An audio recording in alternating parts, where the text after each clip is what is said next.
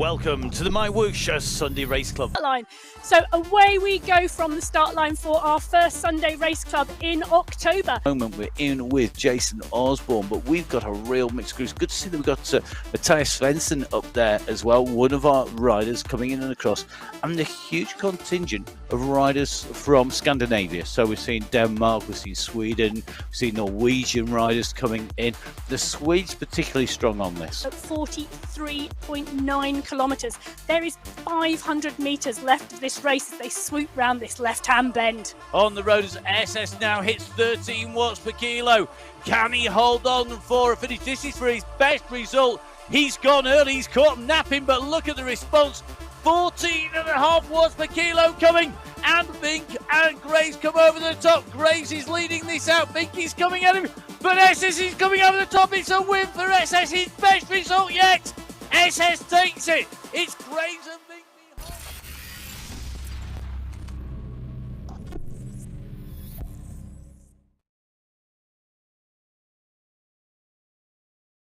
Hello and welcome to MyWhoosh. Welcome to the Sunday Race Club.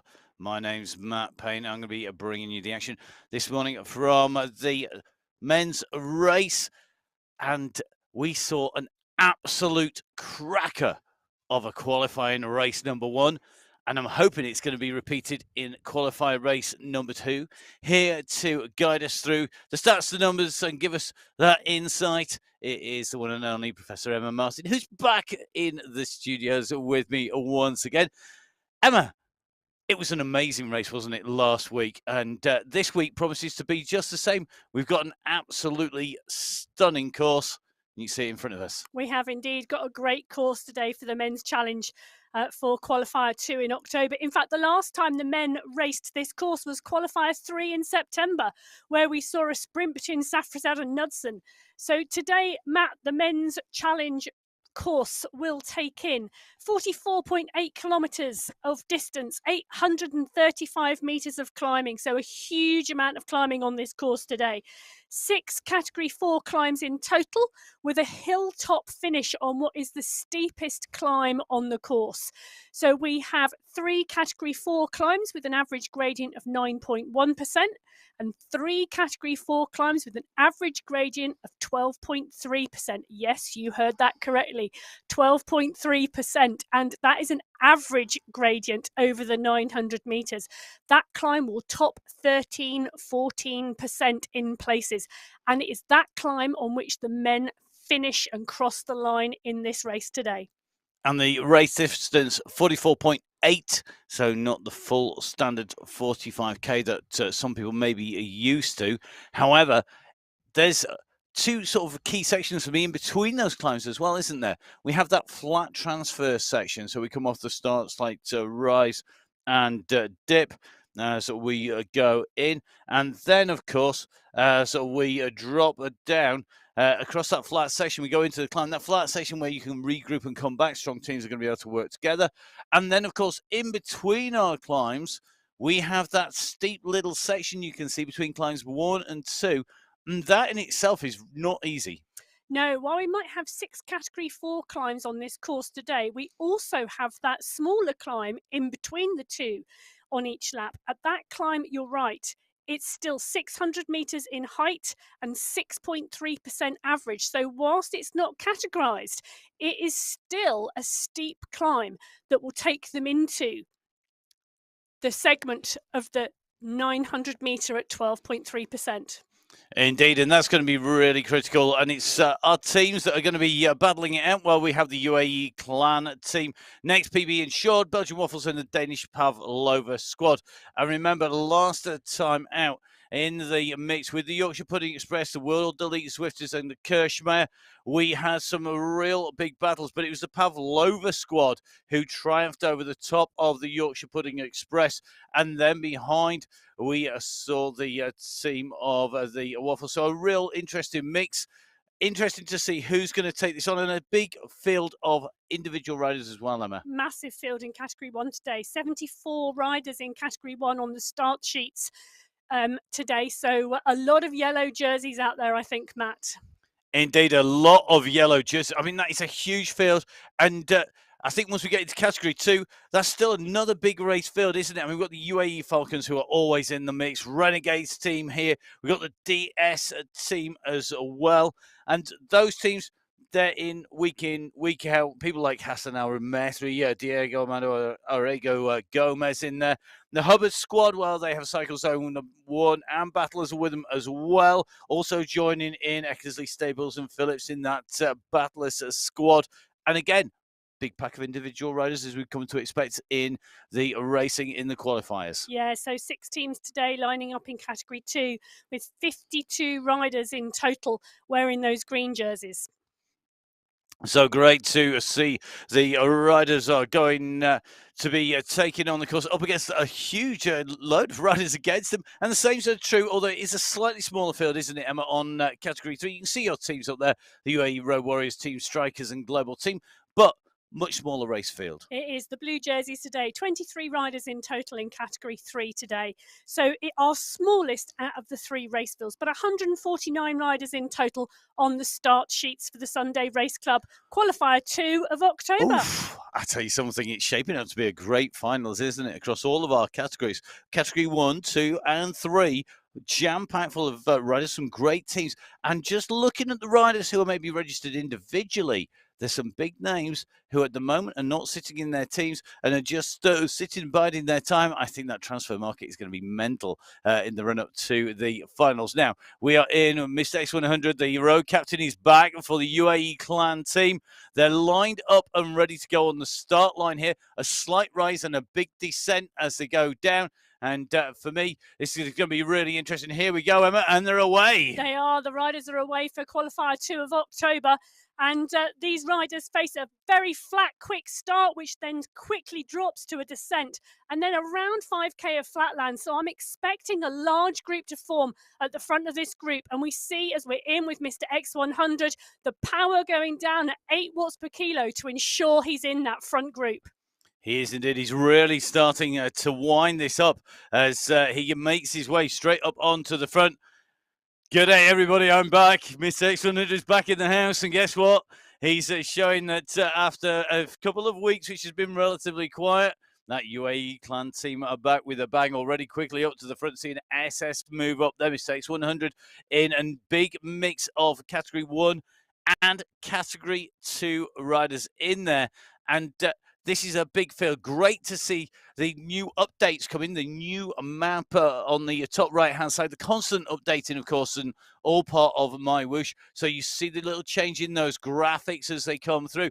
And at the moment, as you can see, our category 1, 2, and 3 riders are continuing to push up at the top of that course.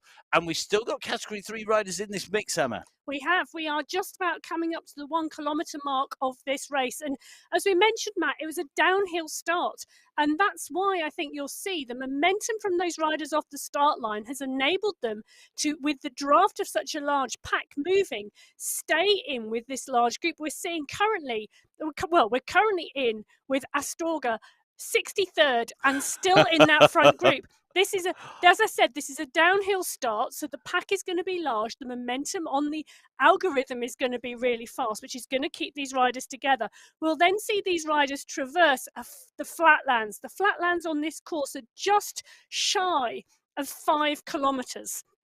So these are going to be the segments where either the group's going to push on or the groups are going to take some breath and some rest between the climbing. So we have a really interesting course today, and at the moment, with 1.5 kilometres travelled, these are the flatland sections of this course. So I'm expecting this large group to stay together pretty much until we get to the bottom of that first category 4 climb. Well, that's going to be maybe the moment of the sort out, isn't it? You've got to jump in and get in the pack now. Dive in quick. Don't get distance. Don't fall behind at a split. You can see that group is fracturing, and you can see it on the map as well as on your screens. As we look back from SS, just running across to the left of the bunch, the right of our screens, it is absolutely frantic in that pack to stay in there. You don't want to lose that draft zone, because that is key. So much advantage to be gained, and that is what the riders need at the moment here on MyWhoosh on the Sunday Race Club qualifier number 2 already a 2K underneath the wheels of our riders, and we are seeing a real high speed here, Emma. 39, nearly 40 kilometers an hour. That's 25 miles an hour in old money. Yeah, but as we said, Matt, it's flat, it's a large group. Once you get a large group moving on the flatlands, the speeds really tick away and the K tick away really, really quickly. And you can see here 30, 40, 50 riders in this front group still. And a wide variety of our different categories hanging in there, riding strongly, and the draft really helping a lot of these riders. So if you're new to MyWhoosh Sunday Race Club, you can tell the riders are drafting by up on the top left-hand side of your screen, whether the watts numbers are in green, as they were 1 minute ago when we were watching, before they changed to black. So you can see them alternating from SS, as we're watching at the moment, between black watts numbers and green watts numbers. When the numbers tick to green, that indicates that the rider is having a beneficial of the draft. When the numbers go black, as they just have, it means they're now outside of the draft and are feeling the full effects. So that is key, isn't it? Sit in the draft, don't do any work, stay out of the way, stay out of the wind, save your energy because you're going to need it. You heard Emma describing those climbs earlier on. You've seen what these riders are facing, and it is going to be a real explosion, I think, as we hit that climb. It is definitely like hitting a wall, isn't it, Emma, as you come along? And we are seeing some scary speeds here. The pace is moving really quickly. We're currently at 42 kilometres per hour with a large pack of riders. In fact, I have just seen Mark Dadson in there. He is one of our Category 3 riders and indeed has been podiuming very regularly in the Category 3. So a really strong rider, as we can see, has still got himself in this front pack and is still motoring through, which is fantastic. Well, let's see if we can hold it as we go on to the climb. It's over 12% here at the moment as they go on to the climb. And look at the block. It's being stretched out. You can see it being just pulled like a long piece of spaghetti, getting longer and longer and longer and thinner and thinner and thinner as they go up this climb. And look at the damage that is being done. We're seeing huge numbers here. We're seeing 7+ watts per kilo from pretty much the entire front of this group. And they are absolutely flying here. So they are motoring the way in and along. Let's see if they are able to maintain this pace up this climb. They've gone from doing 42 kph to now traveling at 18 kph. And you can see that that speed difference is just purely due to the climb. 13% now has been topped. We're going over, but as you can see, this great camera shot from above here, we're looking down and we're looking over. We can see the top of the climb. Now, this is really inspirational for a rider if they can move their camera, but they're not going to be able to let go of the bars. They are having to put out so many watts per kilo just to stay in with this leading group. And all of a sudden, someone's put the filter on, and out of that pack have gone our second and third category riders. Yeah, and this is the point in the race, Matt, where your 1 minute and 2 minute power efforts and ability really come to the fore. And as we can see, the strength and depth of these Category 1 riders in these yellow jerseys. We had a large pack of 50 odd riders with mixed category representation in it. Now we've hit this climb, we've seen gradients of over 12%, and that has stretched the field, and our Category 1 strongest riders have come to the fore, regularly putting out 7, 8, 9 watts per kilo on this climb. Well, you can see as they roll over the top here, those watts per kilo ease a little bit, but as Emma says, it is those regular riders, right-hand side of your screen, leading Cat 1, leading Cat 2, left-hand side of your screen. And you can see here, Mr. G, Spratt, Krasinski, Aramethri in here, Cadiz in this group as well. These riders are really working. They're fighting to stay in position. But remember, this is 27th, 28th on the road versus the leaders on the right-hand side. And look at the distance, 200 meters. Doesn't sound a lot. I mean, come on, we can all travel 200 meters on our bike. Well, most of the time. The difference is these guys are absolutely flat out and they're just traveling 200 meters over the top of the climb. And I think that distance between them will increase because, of course, everything that goes up must go down, and that's exactly what's going to happen now. Our riders have gone over the top. They've done this slight descent section. It's now going to plummet off the other side of the top. It is indeed. So off the top of this first climb, the riders will drop to the bottom. They will lose all the height they've gained. They will traverse a short, and I say a short, flat section before they hit our non-categorized climb. So they will go up that non-categorized climb. It's 600 meters with an average gradient of 6.3%. They will go over the top of that. They will drop down, and then immediately they will hit the climb of our second category 4 climb today. And that's our steepest climb with the average gradient of 12.3%. And those averages, you pointed that out earlier. To get an average, of course, you have a maximum and a minimum. The minimum is not a lot. The maximum is incredibly steep. Now, the riders come down. They're leveling out here. And as you can see, they're going to approach the oasis as they go along the side here. They come across. It's a long sweeping bend.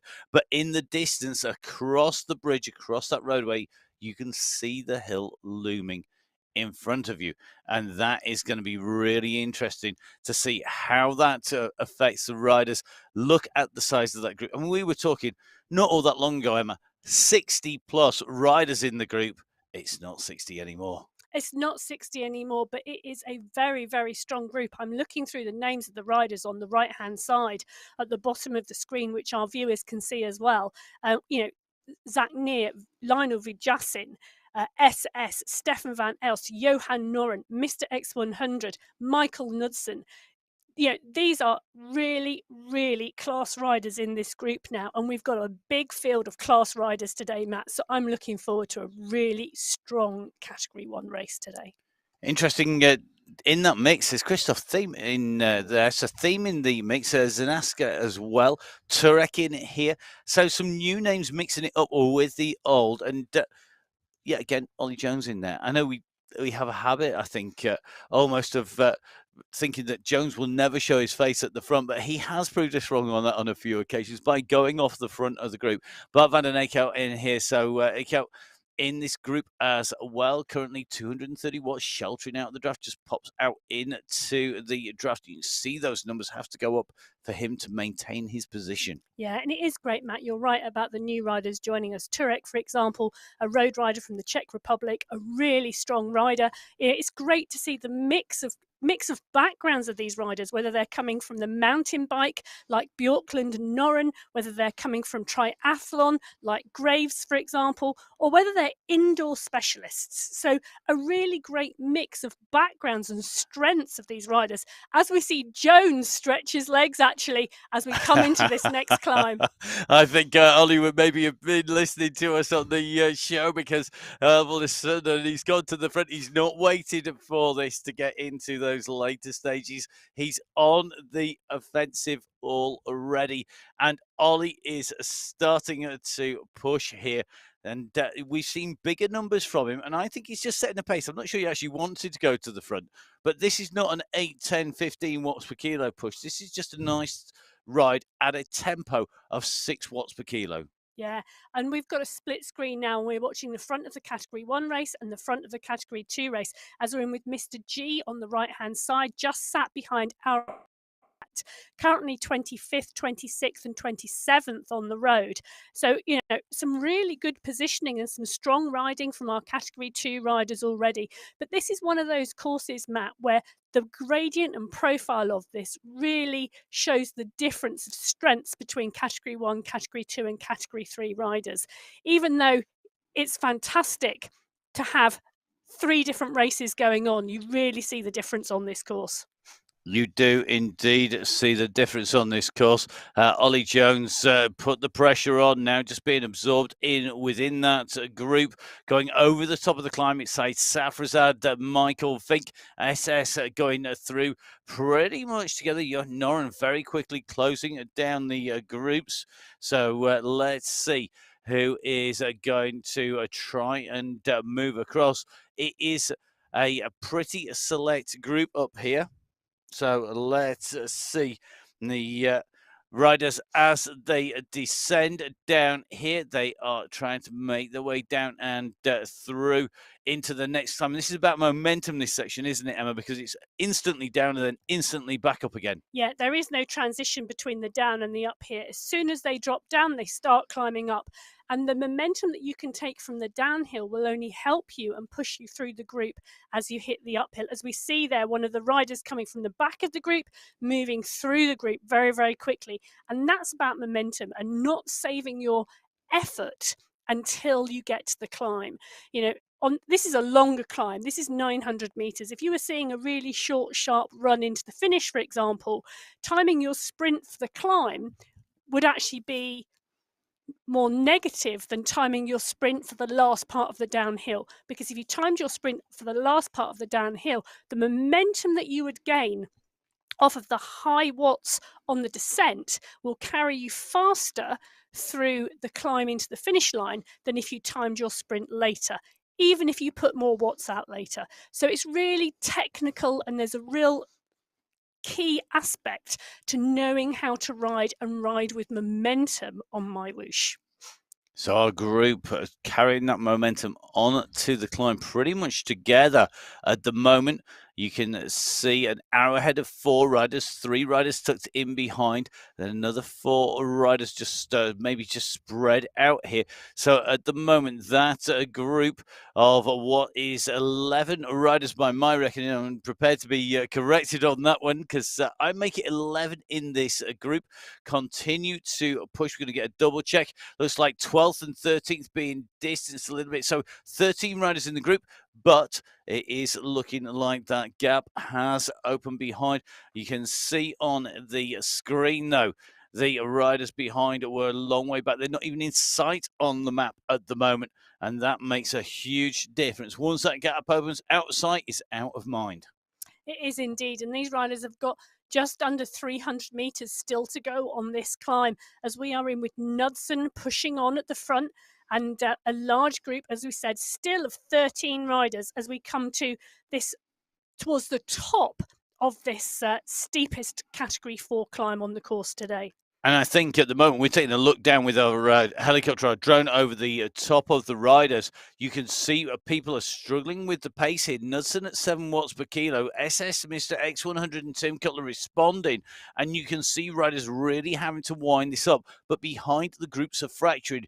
And as we go over the top of this climb, it is straight up and pretty much straight back down again. We don't have that prolonged gradual downhill. It's into a very steep downhill very quickly. And at the moment, we have 6 or 7 riders at the moment just breaking a little bit those gaps open, with Vajasi now chasing to get into the group. So if you're wanting to force a selection to bring it down from 13 or maybe half that number, you have to push over the top. And as you can see, through the banner we go. That is going to be the finish line at the very end of the race today. And it's straight into a downhill. It is indeed. So you're right, Matt. That banner will be the finish line today on the 3rd time up that climb. I had to think then. The 3rd time up that climb. But as you're saying here, Matt, so the group stretched up that climb, but the group are now all coming back together again. We've got one rider off the back who's just about to make contact. So we are now looking at a group of 3, 4, 5, 6, 7, 8, 9, 10 riders clear up and over that climb. And I think we've got a couple of riders who are within seconds of joining the back of that group. So here we go. Zach now chasing on behind the pack. Tim Cutler in here. Michael Knudsen, line over Jassim, mistakes 100. Said Safrazad in this pack as well. Luka Zanaska in here. It looks to me like these riders, along with people like Jones, are going to be continuing to extend their lead over the riders behind. We're just in with Hassan Al-Ramethri, and I suspect that Hassan is going to be our first rider on the course. He's just on the right of your screens. The first rider in Category 2. Now, how to get that confirmed, but it looks to me like that is the case. It is. So we've just taken a little bit of a check up the course. No other green jerseys up in front of Hassan. And interestingly, Hassan Al-Ramethri has had a bit of a legendary ride around in the mountain biking scene, a Nick Craig syndrome. Nick Craig syndrome is basically where you start off slowly and then you spend your entire race overtaking people as you go quicker and quicker and quicker. You warm that diesel up, and when it gets going, there is no stopping you. However, Hassan today was right on it from the word go.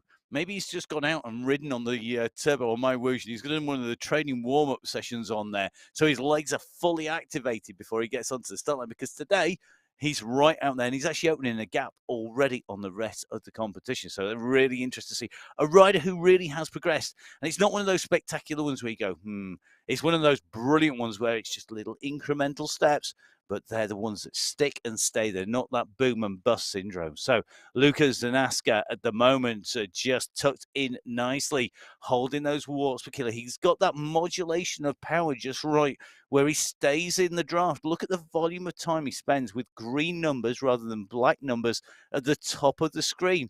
He's not going on to the front too much. He's not getting popped out the side of the bunch. He just sits in there and tries to hide out of the way to minimize the amount of air he's having to push out of the road, and basically to keep those watts down. So at the moment, it is Zanaska we are riding with. We're at 11.3 kilometers, 19 minutes covered at the moment. And of course, it is Sunday Race Club. It's qualifier number 2, 2 qualifying rides to go through that have to be verified.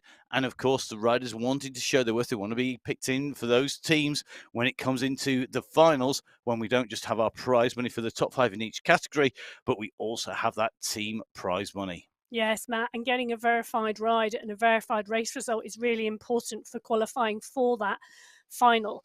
And to do that, if you are interested in joining the MyWhoosh Sunday Race Club, head over to mywhoosh.com and take a look at the events page. There is lots of information on there. There are frequently asked questions, there is a technical guide, and you can also find the rule set for the Sunday Race Club, which gives you all the information around the verification system and what you need to do to take part. And you can also, of course, jump onto the Facebook pages. Facebook page is very, very useful. MyWhoosh Indoor Cycling Facebook group page, brilliant on there. And questions get addressed time and time and time again. So if people go on there, ask a question about FTP tests or power or trainer difficulty or functions, then guess what? Guys from MyWhoosh jump straight on it and they answer it straight away, which is great to see that interaction. They know our riders. They know the people like Michael Cutler and Michael Knudsen off there and Tim Cutler off the front, mixing 2 riders together. That would be quick as they head up the road here.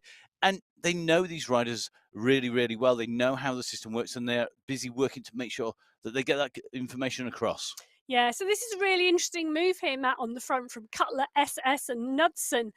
Van Elst looks as though he's going, they've stretched their legs 4 seconds from the pack as Cutler has gone down the road. This is an interesting section of the race because they drop down off that climb and then they've got some rollers before they hit the 4.5K of flatlands that we saw at the start of this race. So a really interesting move here by Cutler going off the front and stretching this group when actually a lot of the riders would probably expect a period of recovery. So we're seeing the riders need to respond from behind. I'm watching Vajassin here at the moment putting out 7 watts per kilo. Same with Safrazad, 7.5. They've seen what Cutler is doing and they're not happy to let it go. They really are now starting to respond in a period of the race where they probably thought they were going to get an easier ride. And really interesting to see that the response came there from the different teams. One rider from each team just went off after Cutler. Because Cutler, of course, racing for the Yorkshire Pudding Express. We saw Vujassin, who rides for Belgian Waffles, going after him. We saw Michael Knudsen of Pavlova putting in some effort to go back after him. And SS, of course, for the UAE clan team. Yeah. So great communication between the teams, trying to chase down Tim Cutler, who is continuing to push here, Emma. He is. And they really are having to put in some work behind. Knudsen has been kicking out 8, 9, 10 watts per kilo to try and close this gap. But, Cutler is now on a descent. So they're now at a negative gradient of 4.5%. And the pace is picking up. And they're really having to work on this downhill section to close this gap. But it looks as though Jones and Knudsen, I think, are going to make this catch now. And there'll still be 2 or 3 seconds back to Vajassin, Van Elst, Vink and SS behind. So as you can see on the MyWhoosh Sunday Race Club, we are in for the second qualifier of October as Tim Cutler has utilised the downhill section and the rolling transition periods between the Category 4 climbs today to put an attack in to what was a group of 11 Category 1 riders who were clear over the top of these Category 4 climbs. So here we go, the action coming thick and fast as our riders go over the bridge here, heading out across the oasis. And you can just see the riders really having to think today. It's really interesting for me, Emma. I love trying to get into the minds of these riders about you're sat there, you're sat on your turbo train, you're sat on your smart bike, whether it's a watt bike or whatever. You're jumping on, you're making sure that you've got that power, you've got the pace. Yeah, they're all top class athletes, but that mental attitude, that aggressive kick, brilliant to see. And that's fantastic for me. Yeah, and I love, Matt, when you see them attack in a place in the race where you really wouldn't expect it. They've taken the group by surprise, and that's exactly what Cutler has done, as now we see a group of 5 riders forming at the front around Cutler, because there's Vink, there's Safrazad, there's Cutler, there's Jones, and there's Mr. X100. And be really interesting to see the camera shot pan behind to see who else is going to join, or whether that now is a group of 6 on the road. Definitely, and I think it's the tactics today. I'm not sure. I'm not sure I understand quite where the plan is going. I think there are days when you put that game plan together and you go, right, I want to do X, Y, Z. And somebody starts at the beginning of the alphabet, and suddenly it's just like alphabetic spaghetti, and you've got all sorts going off. And whatever you plan doesn't work. You've got to be reactive. You've got to be dynamic and responsive to get across to the action as it happens. Well, and that, for me, is key. Yeah, and talking about being dynamic and responsive, Vink has gone over the top. The group came back together. We saw the group become 3, the group become 5, the group become 6, the whole group squeezed back together again. And then Vink has gone over the top on another attack. So these attacks during what we thought would be a transition period just keep coming. And this is making this racing really exciting today, as the group behind seem content to catch a breath, and Vink is still pushing on and taking advantage. Well, look at this. This is one of those moments where Vink now has to think, am I going to go? Am I going to continue? Am I going to stop? What am I going to do? The group behind are not coming up, not managed to drag out 3 or 4 strong riders. It's just me. So now it's about how strong is he feeling? Does he just want to keep that effort ticking along? Does he want to really push hard? We're soon going to find out. Let's see how these riders progress as they come in underneath the banner. So a total of 16.3 kilometers done so far, and so we come through 26 minutes of racing. We see our race leader on the right hand side of your screen. That's Michael Vink at the moment, leading this race out for the Danish Pavlova squad, being chased from behind. You can see that group stretching out as the pressure goes on to go after him, and it's starting to stretch. Ollie Jones now starting to push here, and Ollie Jones is actually a teammate of Michael Vink. Yeah, and it's interesting, isn't it? Because this course really can create time gaps. And I think that's what these riders now behind are really trying to respond to. You can't let someone go down the road if somebody else joins them and pushes on. We're seeing Vink here still sat at 6 watts per kilo. The response really is only just starting to come from behind, as actually it's a 5-second gap. Last time the men raced on this course, Matt, there was 5 minutes and 42 seconds between the first rider over the line and the 10th rider over the line. How many? So 5 minutes, 42 seconds. Wow. So this is not a course that has produced close racing in the past. And these riders, I think, have done their homework. They've done their homework. They know if they put an attack in, that the terrain on this course really allows gaps to go. So Vink at the moment really utilising that knowledge and pushing on. And at the moment, we're not seeing a chase from the group behind or anybody from the group behind trying to close that gap down. Yeah, I think it's going to be Interesting. 5:40. You've got massive time gaps. You've got those breaks. You've got a course that doesn't lend itself. But we're seeing that group staying together. I mean, we're 27, nearly 30 minutes in, nearly half an hour. We're currently having covered over a third of the race distance. This group are well and truly the leaders. We're not going to see a winner from anywhere else. But with Vink down the road, what is now over 15 seconds, now heading out towards 20 seconds, that's a substantial gap. Yeah, it is a substantial gap. And we can see here Mitch Ferry, just on the right-hand side of your screen, was rider in 12th place. So 11 riders still around this front group and this front area. And then we're starting to see ones and twos behind. And again, that's representative of what we saw last time. Whilst there was 5 minutes, 40 seconds back to the 10th rider, the 11th rider was 3 minutes behind that. And the 12th rider over the line, Jakob Borkland, was another 2 minutes behind that. So this course creates huge gaps. So smart riding and smart racing is absolutely essential.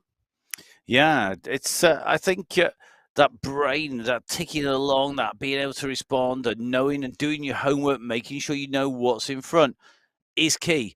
And the riders who ride on the platform regularly, who are regularly jumping on MyWhoosh's rides, are jumping on with the Battle of Boss and the rides out there, makes a difference because you know the course. And of course, racing every week, there's nothing to replicate getting out and racing, actually racing a course. And you'll know that even if you just watching and you ride your local route, your local loop round from home, if you ride it as a gentle ride, it's very different to when you're riding it trying to push on. And it's even more different if you were to go out and race it. And it's the same here on MyWhoosh, same on all esports, all disciplines, whether you're riding gravel, XCE, whether you're riding on the virtual roads. It makes a difference knowing those courses and how they race.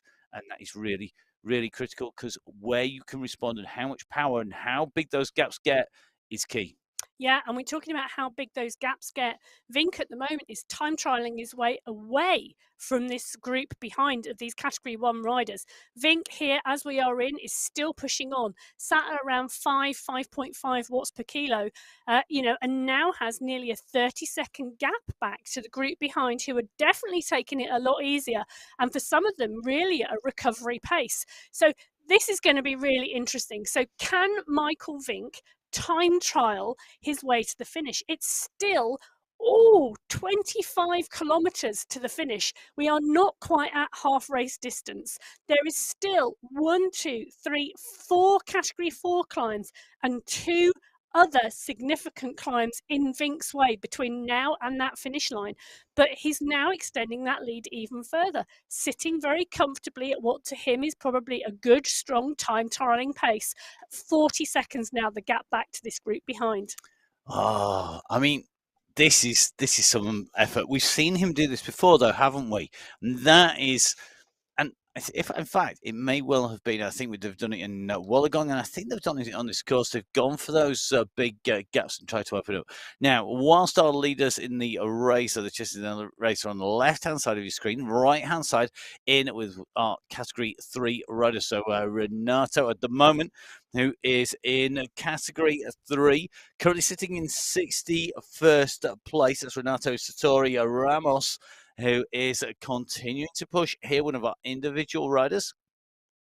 Yeah, and Mark Dadson just behind, actually. I'm looking at the screen there. So the last time we were on this course, Qualifier 3 in September, Mark Dadson was indeed the Category 3 winner that time and finished in 41st place overall. Really interesting. We've got a much bigger field of Category 1 riders today, which seems to have been pushing the front end of the Category 3 race further down the field, but still a really good ride from Renato and Mark, because they're still around the top 2/3 of this race field.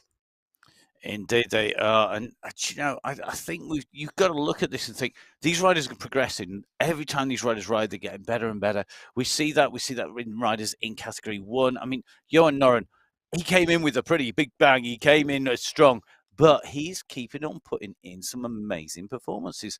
And Noren, one of those riders, he's been in the top 10 the last 2 rides. In the finals in September, he was 8th. He's 9th last week. And those results mean he is right up in the mix. His first race, he wasn't there. He wasn't that far up through the group. And you see that. I mean, it is going to make a big difference riding the platform. But it's also just about getting fitter and stronger. The more you ride, faster you go. It generally equates to that. There are some exceptions, but generally, the more you put in, the more you're going to get out. I definitely think you make a really strong point, Matt, about riding the platform and understanding the dynamics of the platform and how to utilize your own strengths. We talked briefly earlier on about the background of these riders. Noren, for example, an elite mountain bike rider. We talked about other riders. We talked about Turek, a road rider. Jason Osborne, we've talked about him before, Olympic rower and bike rider, esports world champion 2020. Different backgrounds, triathletes, swimmers, rowers.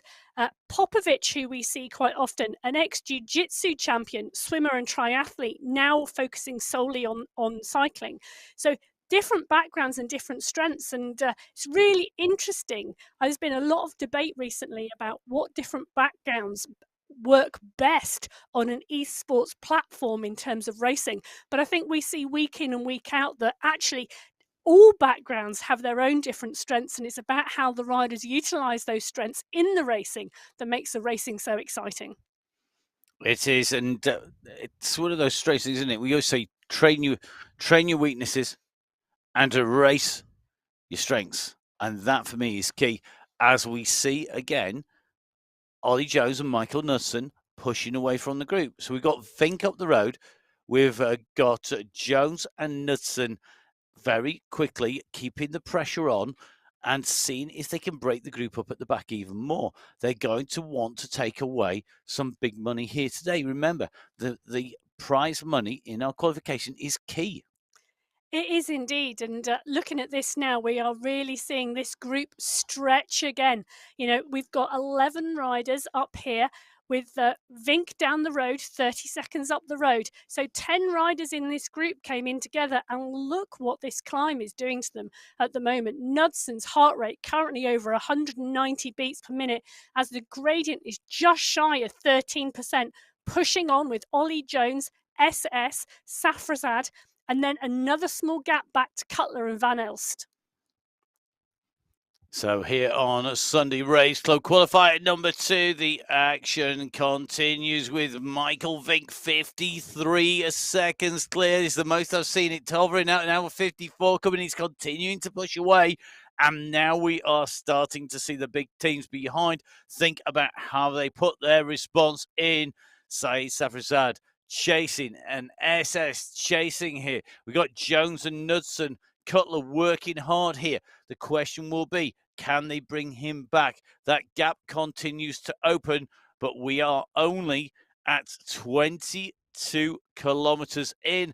There is a long way to go, and that is going to make life difficult for Michael Vink. But Michael Vink, known for his strong riding, his breakaways, his strength and his power. Yeah, indeed, and is really giving us a class show of that today as he time trials his way off the front of this group.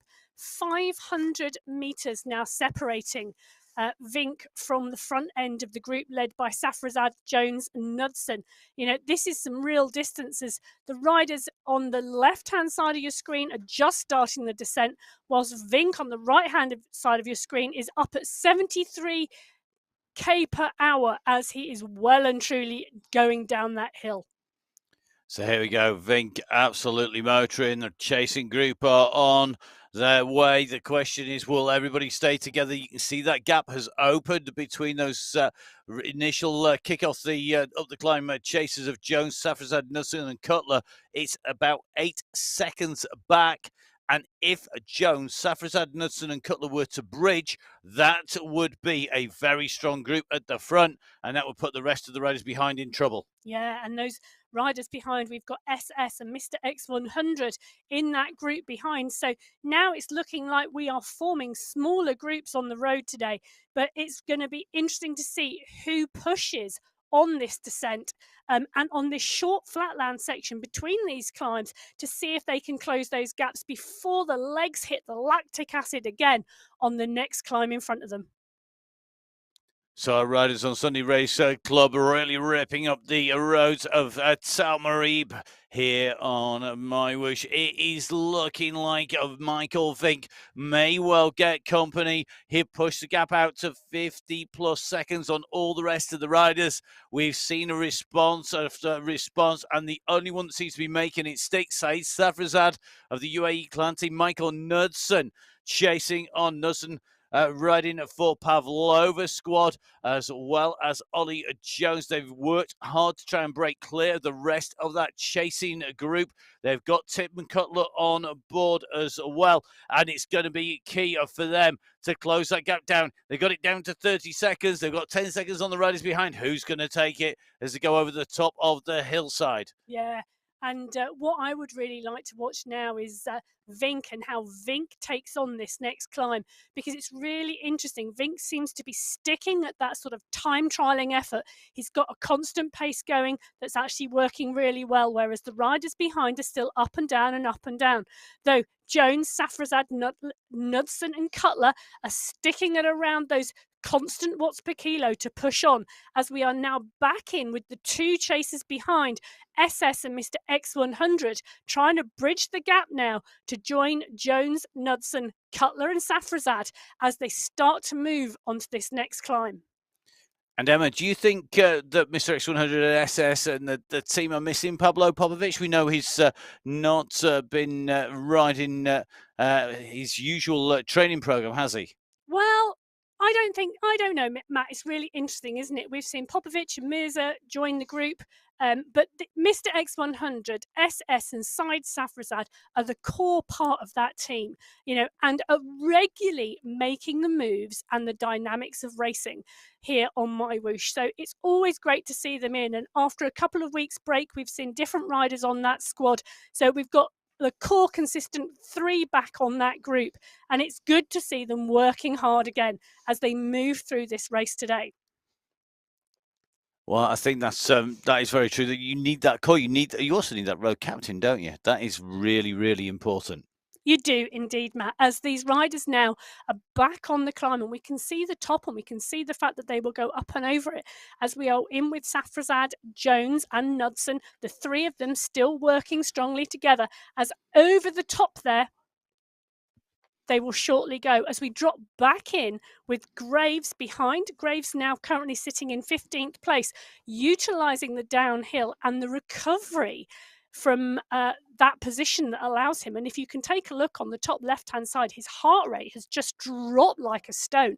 Currently sat at 97 beats per minute. In fact, I'm going to check my watch because that is only 10 beats per minute higher than mine is currently in the studio talking to you. Wow, that shows you, doesn't it? And interestingly, I think there's going to be a few riders who are not going to get their results verified here, because remember, you have to have verified results to go through, and you need all of your kit to be shown and transmitted. Now, sometimes there is a discrepancy between what we see on our screens and what data is received back at HQ in MyWhoosh, and of course that does mean that we're not always aware of just any issues that are out there. So for example, say Safrazad at the moment, we're seeing 0 heart rate. That may well be transmitting straight into the data in MyWhoosh. It's just not translating into what's going on the screen.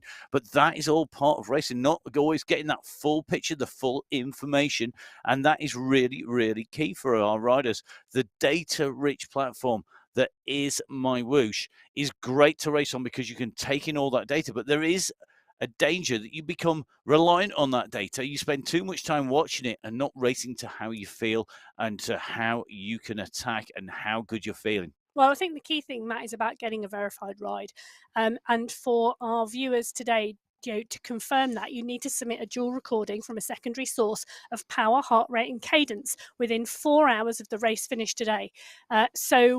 It's really important for verification, but things happen, Matt. Your batteries die and your heart rate strap, it can go mid-race, all sorts of things can happen, which is why, in terms of verification for the final, it's 2 out of 3 verified results to qualify for the final. People expect things to happen, and a battery dying in a heart rate strap is something that, yes, you can prevent by changing it regularly, but is one of those things that just happens sometimes. It is. I think we've all had technical issues where things fail. Let's face it. it's one of those things that can happen to absolutely anybody. It is indeed, as we are back in with Michael Vink at the head of this race.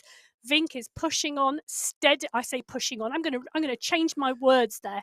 He is maintaining a steady pace, just around 5.5 to 6 watts per kilo. He's on the climb at the moment, currently at over 12%, with a chasing group behind. The chasing group behind were around 25 seconds behind, who are pushing on with a higher watts. So Safrazad, Knudsen, Jones pushing on over 6 watts per kilo here, touching 7 watts per kilo. I've seen, with Vink closing that gap now. So Safrazad, Knudsen and Jones have the gap to Vink now fluctuating between 25 and 27 seconds, which is slowly bringing it down as they are on this climb. But let's not forget, Vink is going to go over the top first, and then he's going to be on the descent, and that will stretch this climb out, as we see. Though it's the watts are interesting. Vink holding steady, Knudsen, Safrazad and Jones pushing on, a little bit more power on the pedals than Vink. So we are now in on the right-hand side of your screen with Safrazad, Jones and Knudsen, Vink, the leader of this race, on the left-hand side of your screen, just going underneath that banner, which indicates the top of that steep climb. When we see that banner next time, it's going to be the finish of this race as Vink drops down the other side, while Safrazad, Jones and Knudsen are coming up to the brow of the hill on the right-hand side of the screen. So our riders continue to push 27.2k. That gap, it's stretching. I think what's interesting, Emma, that breaking that second chase. So we had the chasers behind. That broke into two sort of distinct groups.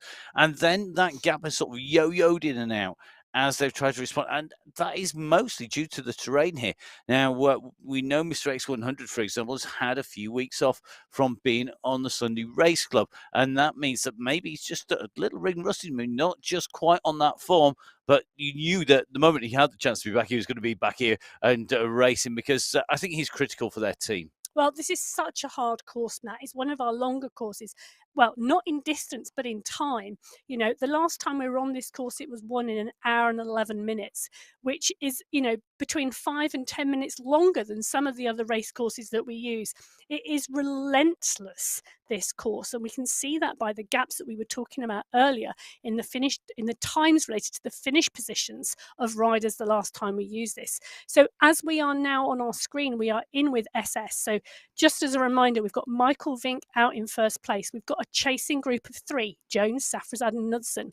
And then 6 seconds further back, we've got another chasing group on the road of 2 riders, Mr. X100 and SS, who are utilising that technique to bring their heart rate down on that descent before they push on again. These riders now are coming into the rolling roads before they hit the 4k flatlands that will transition them into the last 3 climbs of this race course today. So Vink still pushing on at the front, Safrazad, Jones and Knudsen working well together as a chasing group of 3. But looking at the screen now, 400 metres separating these 2 groups, separating the lead rider from the chasing group of 3. And then we're looking at around another 20 seconds back to the 3rd group on the road, which is our 2 riders, Mr. X100 and SS, chasing this group of Safrazad, Jones and Knudsen. So here on Sunday Race Club, the coverage all brought to you by myself, Matt Payne, and by Emma Martin here. Don't forget to subscribe to the YouTube channel if you want to catch up with all of the races and be notified when we go live on the channel, not just with the Race Club, of course, but with lots of great updates, everything from the UAE team updates. We also have on the channel lots of the updates about things on the platform. So some great videos coming from Jeff, Thorin, and all of the team, giving you those little bits of updates. Flash news always comes out, of course, on Instagram. and that is MyWhoosh on Instagram. It's MyWhoosh on Facebook, or Meta as it is now. Also have my_whoosh on Twitter. And of course, you can always jump on the website, www.mywhoosh.com. Make sure you get in touch with Emma with updates about what you're doing when you're riding on the Sunday Race Club. Emma, where can we get in touch with you? Yeah, so you can get in touch with me at Biking Emma on Instagram, Emma Martin on Facebook, or Biking Emma on Twitter. Please feel free, send me photos of your pain cave where you ride and race your bike, and any other information that would be useful, particularly if you're putting a new team together. We've seen new teams come and go, and new riders form allegiances, riders moving categories this month. So as we get towards the end of the month and those team positions start to come into play for our final ride, feel free to get in contact and send us any information that you will think would be useful for our broadcast.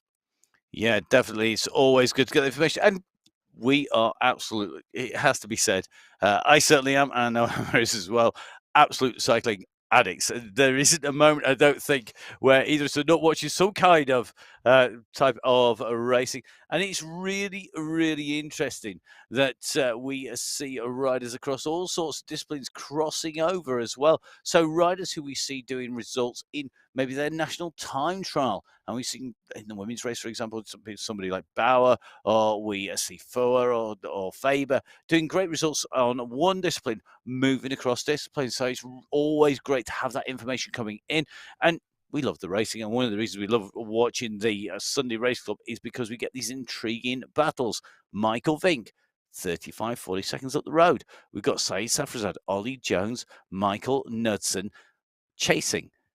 Then behind them, two riders together, SS and Mr. X100.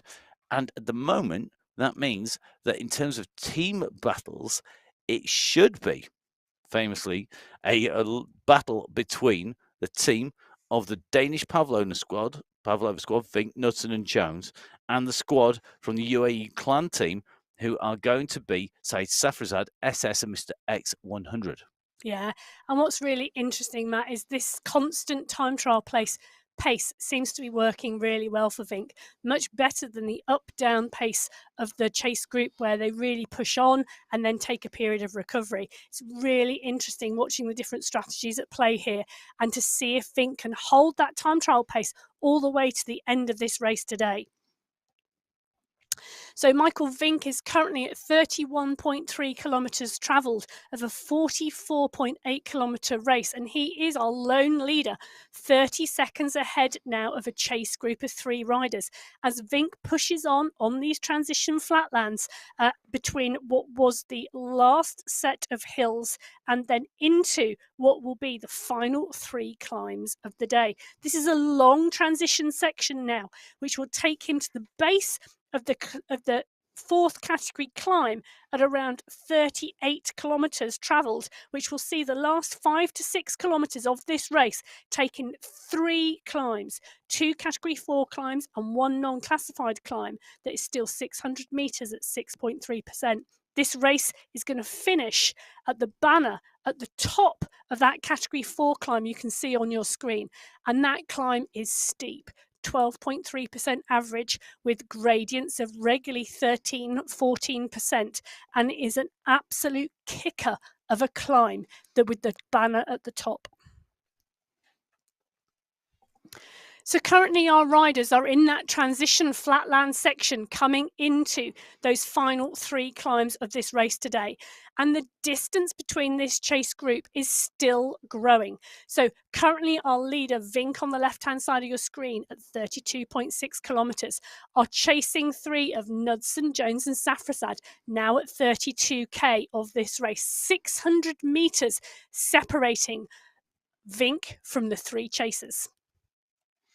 So our riders continue to push. Emma, who is your money on at the moment? It's very hard to call, isn't it? We've got bigger numbers behind than we have in our lone leader, but he's starting to work his way around this course. He's going to actually start lapping people, and that's to his advantage because he'll be able to take a little bit of draft on the way through.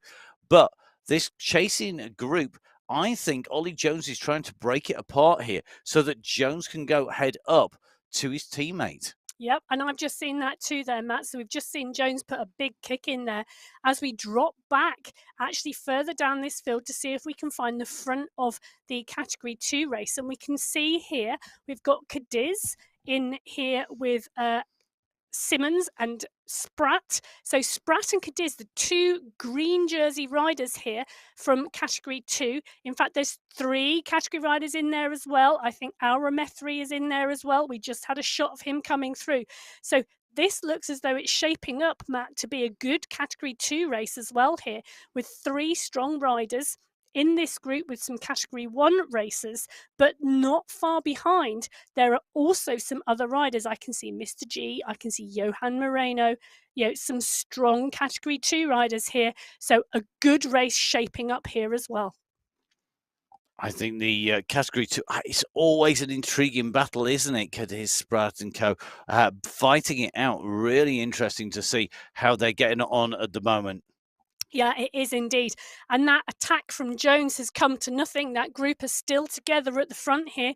So Jones, Knudsen and Safrazad still together and pushing on. Really interesting to see the tactics of these 3 and if anybody else is going to attack and try and break this small group behind. But Vink is benefiting from the cat and mouse and the watching that's going on here as Vink's lead is now topping 50 seconds. When do you think we're going to call it, Matt? When do you think Vink has done enough? You ask the best questions. When are we going to call it? I think it's going to be on the line. I think it is going to come down to what those riders behind do. We're still at 34k. We're nearly an hour in of racing, but we have 3 strong riders who are chasing hard, and they all want to push on. Michael Vink's on his own, and I don't care if you're Superman. You're up against 3 incredibly strong riders behind, and that makes life difficult. And I think Vink will get down to the line, and I think he's in danger of having that horrible moment where you get rolled just coming into that finishing straight. But please don't follow my predictions because I've watched so many races and so much racing. It's very difficult for me to make a judgment on this because I've seen so many different scenarios. Well, you see, I love the romance of a long breakaway and a lone romance. Breaker. It's like a romantic story of cycling, isn't it? Big effort, pushes on, goes clear, and maintains that. It's like a novel in itself. You've not been in a long solo breakaway on your own. I've ridden in a long solo breakaway on my own. And I tell you something, there's no romance whatsoever. It's like the most grimmest, nastiest, horrible tale. It's like a horror story usually because everything hurts. You don't know whether to go or to give up. This is going to be really, really interesting as these riders go on. Well, will it be a happy ending, or will we see one of those novels where everybody is absolutely musket at the end? Well, I think they're all going to feel the racing here today as these riders continue. Almost 35 kilometers covered now, less than 10k into the finish. Vink leading, Jones and Co chasing. So Jones, Nussen and Safrazad chasing on. Then it's going to be Mr. X100 and SS behind. But our top 10 riders are smashed all over the course. Oh, there's some absolutely outstanding effort today in this race field.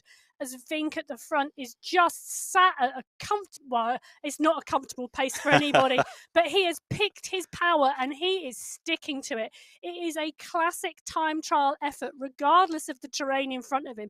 Safrazad, Jones and Knudsen are now behind, around 600 metres behind. As further back down the field, Mr. X100 and SS continue to chase. It's an outstanding solo breakaway from Michael Vink today, with 3 chase riders putting in the effort to try and catch. As we turn onto this road in this sweeping right-hand bend, these riders have got no sight of the rider they are chasing. And the rider they're chasing, Michael Vink, a proven winner. He took a win in qualifier number 4.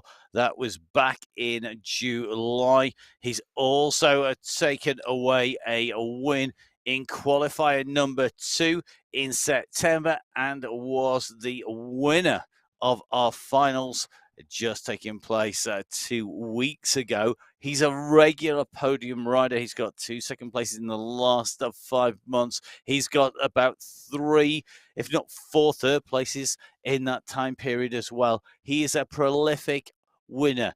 So Vink out on the front on the attack. Behind, the 3 riders are still together, but interestingly, Mr. X100 is pushing on to the point where SS has lost contact here. So we've done our 2 full laps at 36k. We are now heading into that final run in. It means no more do we come back down. It's all about heading out onto those climbs. And remember, we finish at the top of the climb, one of those cruel mountaintop finishes that is really going to make life difficult for all of our riders. So here on Sunday Race Club, you can see this chasing group, Michael Knudsen, Ollie Jones, Saeed Safrazad, now have lost a minute, well over a minute now, to our leader, Michael Vink, here on the Sunday Race Club. The action is coming thick and fast. You can see Vink on the right of your screen, Knudsen and Co on the left-hand side, and Vink is looking like he's going to solo away with this, Emma. It's looking like he could have time to get his hands in the air, turn around and watch that race finish in comfort and have warmed down before these riders get in. Well, let's put it this way, Matt. If any of the riders in this race today had done their research on Vink, they would know what an outstanding time trialer he is. Second this year in the National Time Trial Championships in New Zealand. You know, this is an absolutely classic time trial effort, sat at a pace for a time frame that Vink knows he can put out, with Jones, Safrazad and Knudsen continually chasing, but now over a minute behind. 1 minute 32 back to 5th place, Mr. X100. 1 minute 37 back to SS, then 2:34 back to 8th place. These time gaps on this race course today are really showing and testing this field, as we see some outstanding riding today right the way across our race field. Our Category 1, Category 2 and Category 3 riders are digging deep today for the win. So great racing here as always on the Sunday Race Club. If you want to join in, jump on to www.mywhoosh.com and jump onto the events, download those links, get to know what you need to do. Remember, of course, the aim is to provide fair racing, so there is a whole verification process. If we started telling you now, we'd miss the end of the racing, because that is how detailed the guide is. If you need detail, if you're like Emma, a detail person, it's all in there. But there are key points you need to pull out if you're like me and intend to just read the headlines, and in which case, key things to remember: you need to make sure you got accurate weight, you need to make sure you got accurate height in there, you need to know those time frames in which you need to submit the data that goes in, and make sure you've got that second dual recording option available. If in doubt, put your questions, if you have them, if you don't get them answered by any of the videos and so on that Jeff has done, including how to do everything as series, other than pretty much produce 2,000 watts, well, then jump on there. And don't forget, of course, loads of coaching if you do want to get yourself up to 2,000 watts. Not sure I'm ever going to reach that stage again, but plenty of training programs on MyWhoosh as well, if you decide that you need to do a little bit of work before you jump into that racing platform. Yeah, so we are here in with this chase group at the moment. So Vink, Safrazad, Vink down the road, Safrazad, Jones and Knudsen on the left-hand side of your screen. The 2 riders chasing, so the 2 riders on the right-hand side of your screen, SS and Mr. X100, are the 2 riders. So they are the 3rd chase group on the road today, but currently in 5th and 6th place. This course today has shattered this field apart. I think that's the only phrase I can use, as we see Vink down the road in 1st place with a massive time trial effort, with Jones, Safrazad and Knudsen now behind. At 39.4 kilometres travelled for our lead rider, Michael Vink. He's now coming into the last 5.5 kilometres of this course. It is a technical and challenging 5 kilometres. Climb number 1, 900 metres, average gradient 9.1%. A steep descent, a short flatland, a 600-metre climb at 6.3% average, a drop descent off of that, and then straight into a 900-metre climb with an average gradient of 12.3%, with the banner the finish banner at the top of that climb today. This last 5.5 kilometres of this race course is really challenging, and Vink has established a strong lead from the chase group of 3 behind, sitting at a minute at the moment. The question is, can he hold it during these 3 climbs now? Well, that is going to be the big question, isn't it? Has he done too much? Has he got the ability within his setup? Remember, these riders are riding at a fixed turbo train and difficulty level. That means when you hit the steep climbs, you need a big enough sprocket on the back and a low enough chainring to get up the hills. And that is absolutely key, because if you don't have that, you're not going to be able to keep at a pace that you are comfortable with. And that comfort level, we're not talking about being able to put your feet up and take it easy. What we're talking about is being able to go up the climb at a pace you want to, at that heart rate you want to hit. And that is going to be key. Interesting here that this group are now starting to look a little at each other here. And Ollie Jones, I think, now needs to respond. He's a little bit off the pace here, Emma. Yeah, he is indeed. So Jones is sat around 6.5 watts per kilo, and Knudsen and Safrasad have decided to kick on this first climb out of these 3 climbs to the finish line. Safrasad and Knudsen have been sat around 7-8 watts per kilo. Jones sat just sub 7 now, 7 or 8 seconds back off this group. So we've now got Vink at the front, continuing to climb these 3 peaks at a steady time trial pace that he's been riding now for the last 20 or 30 minutes. Safrasad and Knudsen pushing on hard and utilising this climb to break Ollie Jones. And now we've got a lead rider, a chase group of 2, and then 8 seconds back to 4th place now, Ollie Jones. So we are here and over the first of these 3 climbs into the finish now, as Vink is descending and our 2 chasing riders, Safrasad and Knudsen, are joining him on that descent. Ollie Jones now 8 seconds back, also now descending, with the still on the climb SS and Mr. X100 behind. So Vink on the right-hand side of your screen, 41.2 kilometres now done of a 44.8 kilometre race, with what is now nearly 1 kilometre ahead of the chase group. This descent has stretched this race field as we go into these final segments of this course. So great to see Michael Vink doing his stuff here. That gap now out to nearly 1.5 minutes, Emma. Surely that's game over unless something major happens. We are now really pushing. We're nearly into the last 3 kilometers here, and Michael Vink has a gap. We should see him come in to take victory comfortably. Behind, though, it's interesting. There may be no team prize money, but it really is a battle of the teams behind, and it's the big teams once again who've got their riders up there.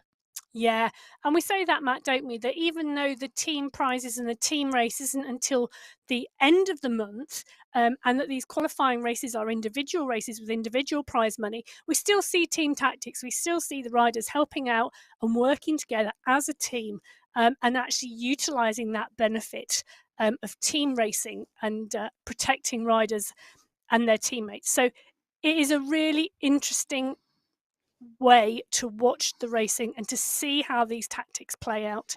As we are now in on the right hand side of your screen, Mr. X100 and SS are still together, chase group 3 in positions 5th and 6th on the road. And what's going to start to be interesting is, will they see Ollie Jones starting to come back to them now that he's been dropped from chase group 2? So on the left hand side of your screen, we have Ollie Jones. Ollie Jones, now you can see the 2 riders he was with, Safrasad and Knudsen, just in the distance. SS and Mr. X100 are the 2 riders behind, and Ollie Jones is now in the middle of those 2 groups. You can see the next climb in front of these 3 riders. That bridge is going up and over the water. That is the climb before the final climb of this race today. Jones now 3 seconds back from Safrasad and Knudsen. I think potentially going to make the catch here, as long as Safrasad and Knudsen don't push on too hard on this climb. On the right-hand side of your screen, Vink, our lone leader, Now 500, 600 meters down the road from Jones, Safrazad and Knudsen, still ticking out that strong time trial pace, even though that climb is now at 9.4% in front of him. You can see that gradient rising as Vink is on the penultimate climb of the day. So this penultimate climb, the tough little precursor before that final kick up to the line, it does test those legs. And looking at those numbers, Michael Vick trying to sit at just under 7 watts per kilo. Knudsen, though, has pushed at 7.5. Say Safrazad is answering that move with 10 watts per kilo, and he goes over the top in the blue cap here. So the blue cap, that is Say Safrazad. We then have Michael Knudsen with the white helmet on as they go up here. That separates our two riders. They pushed away up this climb. So at the moment, it's Knudsen and Said Safrazad who are trying to chase down Michael Vink. Vink knows that he has a buffer. It's just under 1.5 minutes. He is doing less watts per kilo, but you know what? These two, if they oscillate, if they vary their power too much, the average power they produce on this climb will come down, and that will leave them losing time rather than gaining time on Michael Vink. But Michael Knudsen at the moment is working well for his teammate, marking out the moves by Said Safrazad, answering them, and in fact attacking him. Well, Knudsen should do well on this final sections. He does indeed hold a virtual Everesting record. So climbing should be nothing new to Knudsen, but it's going to be really interesting because Said Safrazad, we know from the racing, is a strong competitor and can really push the watts when needed. Well, it's going to be about those watts. We're at 43.9k now for Michael Vink. Behind it's 43.1 for Said Safrazad and Michael Knudsen. They are working like crazy to try and bring back the road in front, to try and break away. Knudsen to try and get a march on the rest and join his teammate Said Safrazad, wanting to spoil the party for the team. But of the top 4 riders, 3 riders from that Danish Pavlova squad, Michael Vink, Michael Knudsen and Ollie Jones. They're putting on a serious performance here today. Yeah, and amazing for Vink, sat there at the moment thinking he's got 700 metres left of this race, but it is 700 metres of the most tortuous climbing, currently at 13.2% and climbing. So we are in with Vink as he looks ahead down this road. The road is climbing. It is steep. It is deceptive, this picture.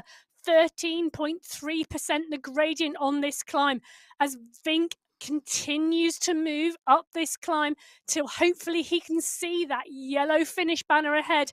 But he's got 600, 500 meters still to go. And it's going to feel like a long 500 meters, but this is it, the culmination of that attack, the culmination of that time trial effort going off the front. He's starting to lap Category 1 riders, such is the power and the pace of Michael Vink. He's now got less than 400 meters to go. He's going to be searching up the road for the banner. Behind on the left-hand side of your screen, you can see Michael Knudsen and Said Safrazad. They're still side by side. They're on to the climb. They're further down around that bend. They're currently about 200 meters down. But again, Vink has got the bigger power numbers coming out. They're going to have to start breaking it up behind. But look at Vink, Emma. This is going to be good. He's going to take this right to the finish, I think. Yeah, I think it's about time we could probably call this, Matt, as Vink is coming up this sweeping left-hand bend. He has got less than 300 meters to go till he sees that finish banner. In fact, on the top right-hand side corner of your screen, he can see that finish banner in the little box up ahead. He's got a group of riders, a group of lapped riders ahead of him to chase until he gets over the brow of this hill and that yellow banner sits in front of him. And he can see that banner. Here it comes. Michael Vink soloed away. He put in the attack. Nobody could go with him. It's going to be Michael Vink who's going to take away the win in qualifier number 2 on the MyWhoosh Sunday Race Club. Michael Vink comes in for the Danish Pavlova squad, and he's going to bring the team home. It's victory for Vink here on the Sunday Race Club qualifier number 2. So the chasers are going to be coming up that hill very quickly. Saeed Safrazad and Michael Knudsen were together. Who's got the gap? It's Safrazad who's got this. Look at this. Some of the UAE clan team are not going to go down without a fight here. No, and Vink is pushing hard behind us. Knudsen is pushing hard behind. Excuse me, Vink's over the line. Knudsen is pushing 9.2, 9.5 watts per kilo as Knudsen takes the run up to Safrazad's back wheel. As Safrazad pushes on now, 11.4. He can see that banner in front of him, and he's going to sprint for this line at the top of the climb as Knudsen has gone. Knudsen has gone, and Safrazad takes second. So there we go. Knudsen has gone. Popsai Safrazad takes second place here today. Knudsen's going to take away third place. So great riding by Saeed Safrazad. He goes over the line in second place. And it's going to be Michael Knudsen who takes away third place. Immediately behind him is going to be Ollie Jones, who we can see on your screens. And if you look at the time gaps, sub 1 hour 12 for Michael Vink, a 1 hour 12, 46, nearly 47 for Saeed Safrazad. Then it's 1 hour 12 minutes 59, near enough 59 seconds for our third placed rider. That is Michael Knudsen. Now, next in is going to be Ollie Jones, still working well here as he comes up towards the line. And that means that it is going to be a Pavlova for desserts today. They take away the sweetest of victories here today because they take away the team win with first, third, and fourth place. Yeah, so we said there were going to be some big time caps today, Matt, and you can see that on the screen in front of you. So Vink comes over the line in first place, 47 seconds back to second. Saeed Safrazad, 59 seconds off of first place for Knudsen in third. And then 1 minute 36, Ollie Jones over the line in fourth place. So great racing here today from our riders so far, and certainly looks to me like our next finisher is going to be Mr. X100, the team captain for the UAE team. Is back. The UAE clan team are going to come through. It's going to be Mr. X100. He comes in through the finish top 5 today for him. Great way to come back into the racing after a little bit of a break. As you see him go over the top behind him, it's going to be his teammate. It will be SS, the two regularly out riding and training together. So over the top they go. So looking good as Mr. SS goes through. It is clear that it's going to be the UAE clan team provisionally in the second place in that team competition. Don't forget, all these results at the moment are live. They are currently the live results. They will then turn to unofficial results at the end of the race, and then they will be verified eventually to be official results, and that is what the riders are looking for. And we drop back now to 7th place on the road. Stefan van Elst is seeing that banner as he comes to the top of that climb. And I reckon that's a really good sight for anyone to see in this race today. This racing smashed that field apart, and our riders are scattered back across this course as Van Elst comes through the line for 7th place. So great riding as he makes his way in. And Van Elst goes through in 7th. Lucas Zaneska going to come through in 8th place. Good ride by him here today. And for a first time up in the top 10, he's putting a good performance on a tough course, Emma. Absolutely. Really, really good to see a top 10 finish today from Zaneska. Noren dropping back should be our next rider in.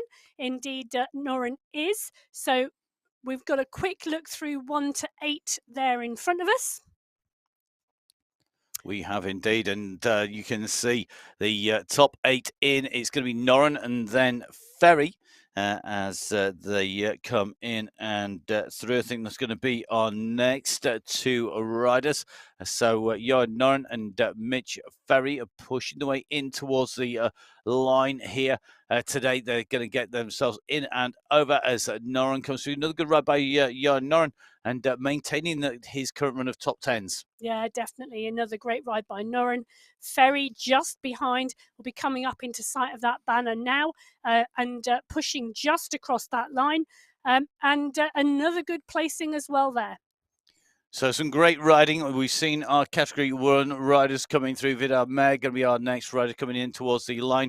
This is our top 10. We have Michael Vink taking victory from Syed Safrazad in second, Michael Knudsen in third, Ollie Jones in fourth, Mr. X100 in fifth, with SS in sixth place, Stefan Van Elst in seventh position, with Lucas Zanaska in eighth, then Johan Noren coming through in ninth place, and the top 10 rounded out by Mitch Ferry here on the Sunday Race Club men's qualification round number 2. All Category 1 riders. Don't forget, of course, all of the results on the MyWhoosh website. Emma, it's been a fantastic race here for the men's race. You are going to be taking on the women's race and bringing all of that action out a little bit later on today. And I'm sure it's going to be as exciting as our men's race. Yeah, I'm really looking forward to it, Matt. And if it was anything like that men's race today, it's going to be one exciting race to watch. Well, make sure you tune in and watch that. Make sure you jump on board with us all on social media.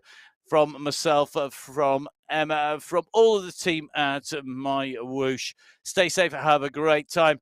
I'll see you next week, and we'll see you very shortly for the women's race. We'll see you soon. Bye-bye.